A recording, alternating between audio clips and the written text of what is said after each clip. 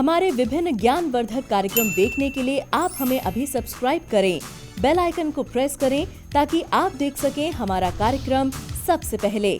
और अधिक जानकारी के लिए फेसबुक पेज को लाइक करना न भूलें। जय मां इंद्राक्षी। इंद्राक्षी धाम में दर्शकों, आप सभी का हम हार्दिक स्वागत करते हैं। आज के दिन जिन जातकों का जन्म दिवस है, मैरिज एनिवर्सरी है, उन सभी को हमारी तरफ से बहुत बहुत शुभकामनाएं। आज हम केतु के बारे में बताने वाले हैं। बहुत लोग केतु के भय से भयभीत रहते हैं। केतु जन्म पत्रिका के 12 भाव में कहीं भी आ सकते हैं। राहु जहां होंगे उससे सप्तम भाव में केतु होंगे, यानी कि 7वें स्थान में, और जहां केतु होंगे वहां से सप्तम स्थान में राहु होंगे, जहां राहु होंगे वहां से सप्तम स्थान में केतु होंगे। हमेशा 7 भाव की दूरी इनके आपस में बनी रहती है और ये उल्टी गति से चलने वाले छाया ग्रह हैं। तो केतु किसी व्यक्ति के यदि प्रथम भाव में हो तो इसका क्या फल होता है, मैं बहुत शॉर्टली आपको समझा रहा हूं, क्योंकि बहुत लोग बहुत भयभीत हो जाते हैं। लेकिन केतु का फल महिला और पुरुष के लिए, हालांकि ग्रह एक ही हैं, लेकिन कई बार हमने महिला और पुरुष की कुंडली में इन दोनों ग्रहों का फल थोड़ा थोड़ा सा भिन्नात्मक रूप में हमने देखा है। ठीक है, तो मैं आपको ये सारा समझाऊंगा। तो आइए आज का पहले पंचांग पढ़ लेते हैं, फिर मैं आपको आगे की बात बताता हूँ। 28 जून सन 2021, दिन सोमवार, आषाढ़ मास, कृष्ण पक्ष, संवत 2078, तिथि आज चतुर्थी है, नक्षत्र धनिष्ठा, राहु काल 7:30 से 9, दिशा सूर्य पूर्व दिशा। अब आइए मैं आपको कुंडली दिखा देता हूं कि यदि केतु लगन में बैठे हों पुरुष के लिए तो उसके लिए उसका क्या फल होता है, आप लोग नोट कर सकते हैं। ये देखिए आपके सामने कुंडली है और इस कुंडली में केतु जो हैं लग्न में बैठे हैं। ठीक है, तो यदि लग्न में केतु बैठे हैं तो केतु का लगन में बैठने पर क्या फल होता है पुरुष के लिए, आइए आप लिख लें। पुरुष के जन्मांक में यानी कि लगन में यदि केतु हो तो संतान के संबंध में चिंताएं बढ़ सकती हैं। विवाह और किसी भी प्रकार की पार्टनरशिप, साझेदारी में सुख दुख की समानता रहती है। नीतियां जो होती हैं ऐसे व्यक्तियों की वो चरमराई हुई होती हैं, कभी नीति पर खरे उतरते हैं और कभी नहीं भी।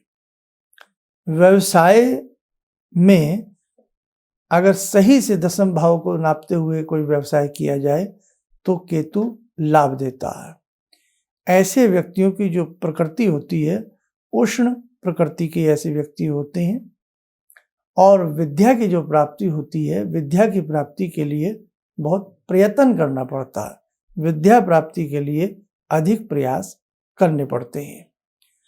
40वां वर्ष और 41वां वर्ष की जब इनको आयु आती है तो ऐसी स्थितियों में अपने बहुत खास मित्रों से, अपने परिवार के जनों से मान अपमान का भय बन जाता है और इसी के साथ साथ चेहरे के ऊपर कई बार जो कीट पतंग होते हैं, जैसे ततैया हो गया, मधुमक्खी हो गई, इस प्रकार के अक्सर उनके चेहरे के ऊपर उनके डंक मारने का भय बना रहता है।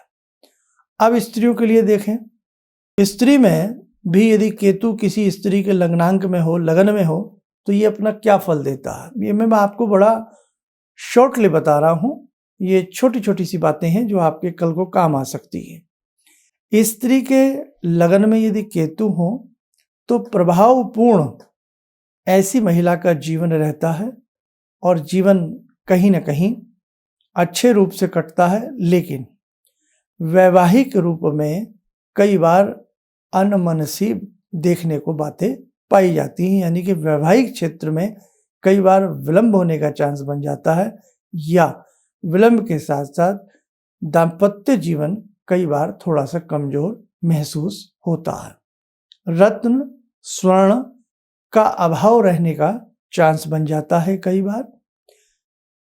आयु में 4, 16, 28 52, 52 और 64 वर्ष की आयु में कोई बड़ा रोग होने का भय बन सकता है।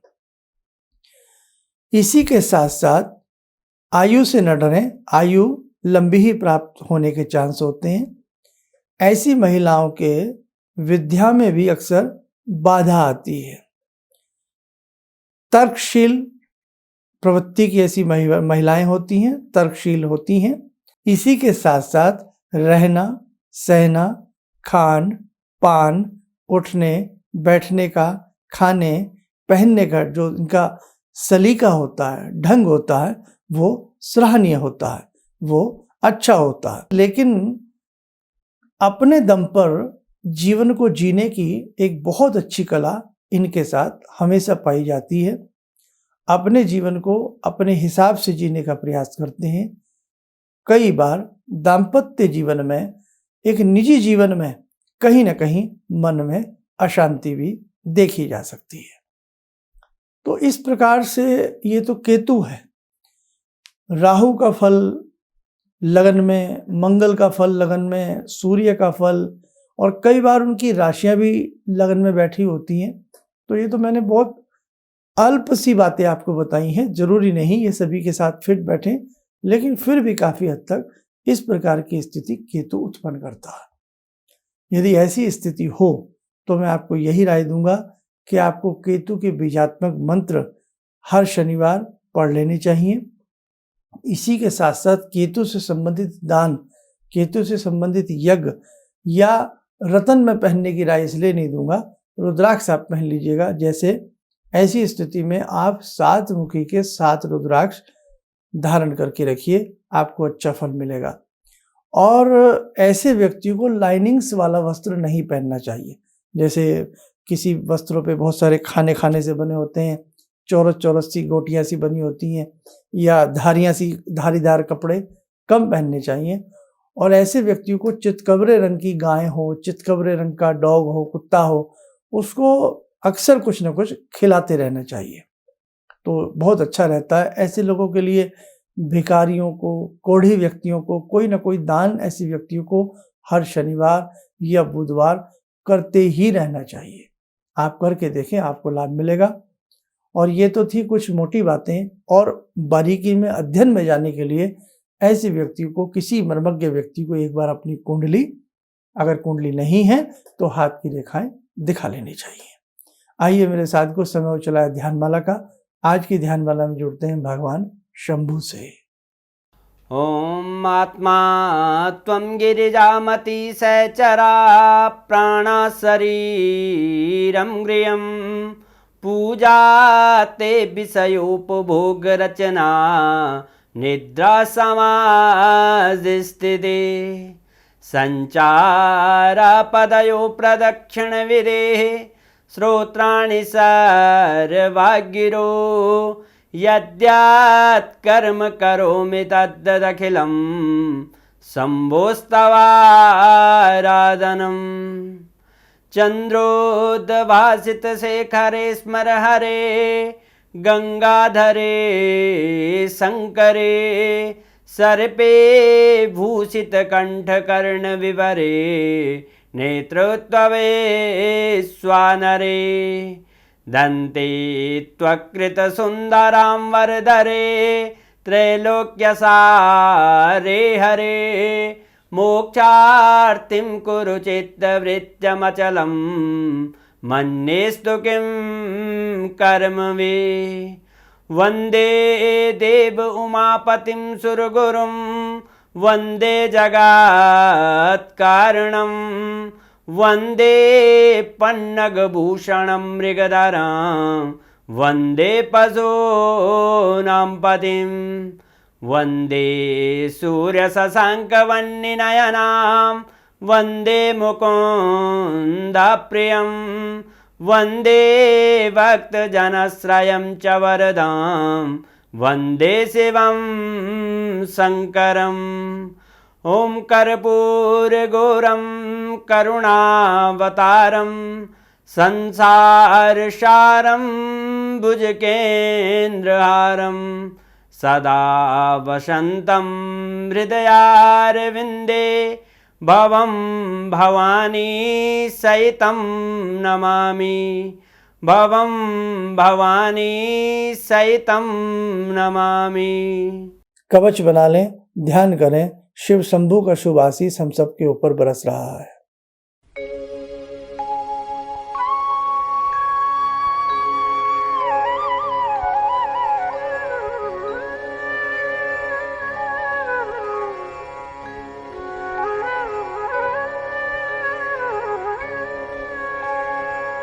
ओम बोलते हुए नेत्र खोलें, सामान्य हो जाए। वही संदेश जो हम आपको रोज देते आ रहे हैं, अब बहुत हद तक हम सबकी जन्म पत्रिकाएं भेज चुके हैं। जो लोग रह गए हैं शीघ्र से शीघ्र हम भेजने का प्रयास करेंगे। दर्शकों, एक चीज ध्यान रखना, आपके जीवन में कितनी भी बाधाएं क्यों ना हो, आपका जो अपना इष्ट मंत्र है, आपका जो अपना गुरु मंत्र है, उसे सच्ची निष्ठा आस्था के साथ जपते रहिए, आपको बहुत ही अच्छा लाभ मिलेगा। आपके सारे ग्रह बैलेंस बने रहते हैं गुरु साधना से, गुरु मंत्र की साधना से। बस अच्छे से जुड़ना।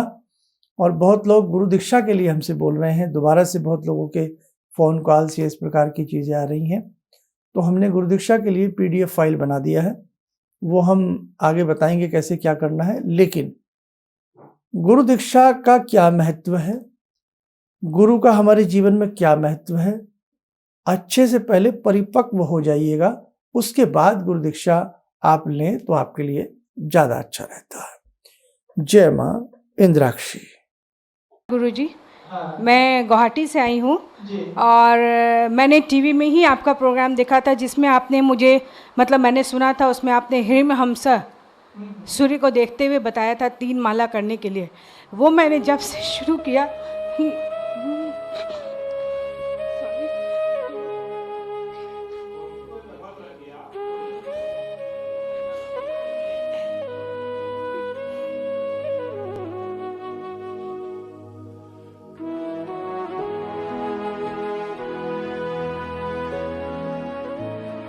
शक्ति से